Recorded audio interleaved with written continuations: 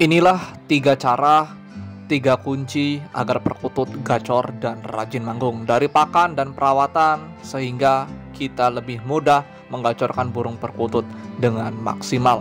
Baik perkutut yang bangkok maupun perkutut lokal alam itu kita bedah langsung secara lengkap. Cukup satu video ini 10 menit. Jangan di skip, jangan sampai dilewatkan.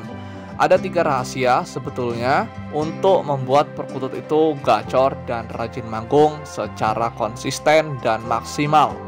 Jangan sampai tidak tahu, jangan sampai salah rawat sehingga bertahun-tahun merawat burung perkutut tidak kunjung gacor dan burung perkutut pun tidak mengeluarkan anggungan yang diinginkan.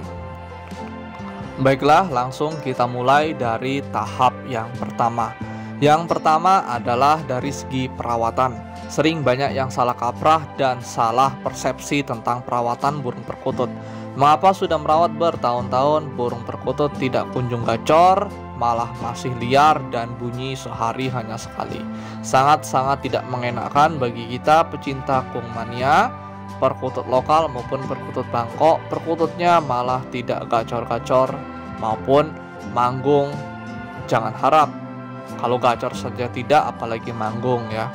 Nah, di sini perawatan relatif sebetulnya tidak bisa dipukul rata atau disamakan semua jenis perkutut. Karena perawatan itu disesuaikan dari pertama jenis perkututnya, 2 dari usia burung perkututnya, dan 3 dari mana asal perkutut tersebut, dari anakan, ternak, ataupun dari dapat mikat ketika sudah tua. Nah, ini harus kita bedakan ya. Jadi jangan samakan rata perawatan burung perkutut bangkok yang dari ternak dan burung perkutut lokal yang dari pikat alam. Nah, mungkin kita awali dengan perkutut pikat terlebih dahulu karena perkutut ini yang paling sulit gacor dan susah sekali manggung ya. Karena di hutannya dia hidup bebas, hidup nyaman sehingga bisa mengeluarkan anggungan-anggungan yang merdu. Ketika sudah di dalam kandang malah membisu dan bunyi pun hanya sesekali saja. Nah, perawatan yang pertama untuk burung hasil mikat ini, usahakan perawatan itu mandi dan jemurnya rutin karena agar burung hasil mikat ini kenal dengan manusia. Usahakan juga penjemuran tuh kalau bisa setiap hari dari jam 6 atau habis subuh sampai jam 11 pagi saja. Nah, untuk pemandian seminggu sekali karena burung masih liar sehingga burung pun akan kenal terhadap si pemiliknya dan burung pun cenderung agar jinak. Ketika burung sudah beradaptasi dengan manusia, mungkin hanya beberapa minggu atau beberapa bulan, perkutut mikat ini akan mengeluarkan bunyi. Ketika sudah mulai bunyi, barulah kita genjot dengan pakan. Nanti akan kita bahas pakannya apa saja. Nah, lanjut ke perkutut bangkok atau perkutut crossing yang dimana di sini hasil ternak. Hasil ternak ini relatif lebih mudah. Yang menjadi faktor penentunya adalah usia. Ketika burung usia 2 bulan, 3 bulan itu biasanya sudah mulai mengeluarkan bunyi dan suara kecilnya. Tinggal kita rawat saja yang baik dan tunggu. Pasti di usia-usia birahi 6 bulan, 7 bulan, sampai 8 bulan itu burung bangkok atau burung crossing akan gacor dengan sendirian. Asalkan pakannya benar, bernutrisi tinggi, dan perawatan mandi jemurnya itu cukup. Kalau untuk penjemuran, diusahakan burung crossing atau burung bangkok hasil ternak ini setiap hari juga habis subuh sampai jam 11 pagi kita jemur. Untuk mandinya bisa agak dijarakkan saja, bisa 2 minggu sekali, ataupun kalau sudah beranjak birahi itu di atas 7 bulan ya itu bisa seminggu sekali.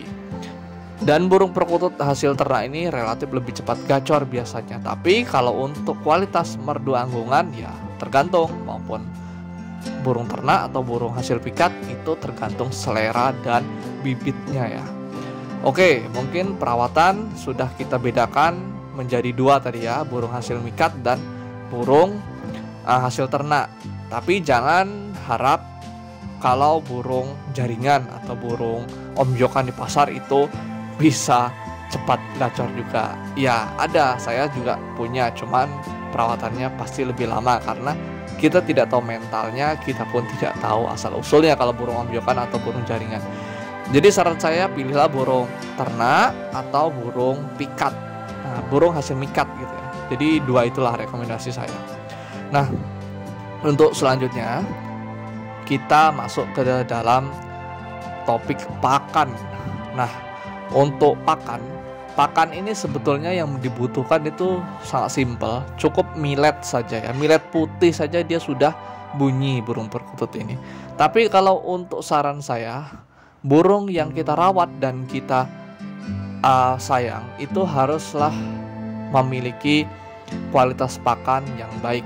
Pakannya bisa berupa millet campur. Millet campur itu apa isinya? Yaitu millet putih, millet merah, dan gabah bangkok atau gabah burung yang kecil. Nah, barulah ketika 3 jenis pakan ini sudah ada di cepuk utama, di cepuk satu utama, bisa kita tambahkan juga di sampingnya itu beras merah dan ketan hitam. Kenapa dua ini kita sarankan? Karena ini memancing burung agar lebih hangat tubuhnya dan lebih tenggorokannya tuh lebih terpancing untuk bunyi. Nah, jadi 5 jenis pakan ini sebetulnya ini saya rekomendasi. Tetapi yang dua seperti beras merah dan ketan hitam itu porsinya sedikit saja ya, karena itu sangat panas apabila diberikan terus-menerus. Nah, untuk tambahan bisa kacang hijau seminggu sekali dilolokkan 5 butir. Dengan catatan kacang hijaunya sudah direndam menjadi lunak ya, jangan kacang hijau masih keras itu. Dan burung perkutut pun tidak bisa makan kacang hijau secara langsung, harus dilolokkan. Kalau yang butuh tutorial cara meloloh kacang hijau terhadap burung perkutut, komen di bawah. Nanti saya buatkan video khusus lah tentang cara memberikan kacang hijau. Karena kacang hijau itu tinggi vitamin B juga ya untuk kebutuhan asupan burung perkutut. Nah, satu lagi selain kacang hijau itu minyak ikan. Minyak ikan pun menjadi kebutuhan opsional atau kebutuhan protein hewani yang dibutuhkan untuk menggacorkan burung perkutut. Burung perkutut itu apabila di alamnya itu kan sering ngasin. Ngasin itu makan-makan pasir. Nah, itu tahu kan kalau makan-makan pasir tuh kita pun harus berikan di kandang. Nah, untuk penggantinya sangat mudah. Itu adalah tulang sotong atau tulang cumi-cumi. Beli saja di depot pasti banyak. Kalau tidak ada tulang sotong, bisa dengan tumbukan batu bata merah.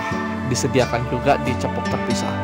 Nah, kembali lagi ke minyak ikan. Minyak ikan tadi caranya adalah dibasahi sedikit minyak ikannya lalu dilolokkan. Nah, itu bisa dilakukan sebulan sekali saja untuk menambah nafsu makan burung perkutut, merapikan bulu burung perkutut agar pertumbuhan dan bisa membuat burung perkutut lebih gacor karena protein hewani pun dibutuhkan untuk burung perkutut.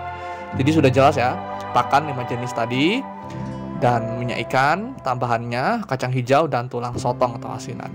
Oke, yang terakhir biar nggak kepanjangan adalah lingkungan atau kondisi suasana di rumah Anda. Nah, ini adalah bab 3 atau bab terakhir. Lingkungan ini usahakan lingkungan tuh kalau dalam penggancoran tuh jangan banyak kucing ya atau banyak hewan lain seperti anjing, karena burung perkutut tuh sangat takut sebetulnya kalau tidak terbiasa. Jadi kalau di rumah banyak kucing ya digantungnya agak tinggi ya, jangan terlalu pendek. Biar kucing tuh ya hanya di bawah, tidak mengganggu. Tapi biasanya kalau udah diterkam kucing kan agak lama, agak seminggu gitu kan, dia stres.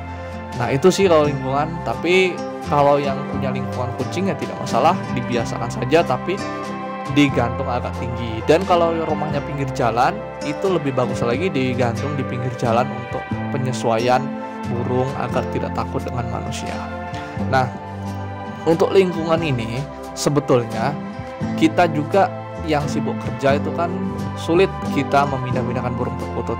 Saran saya, simpan burung perkutut tuh di teras yang terkena sinar matahari di pagi hari. Nah, tapi dia tidak terkena hujan. Jadi tahu kan, atau di emperan gitu kan. digantung aja di situ agar burung bisa terkena sinar matahari pagi tapi dia tidak kehujanan, karena sebagian dari kita pun sibuk kerja sehingga tidak maksimal dalam merawat burung perkutut. Mungkin itu saja, sekian dan terima kasih. Jangan lupa di subscribe ya.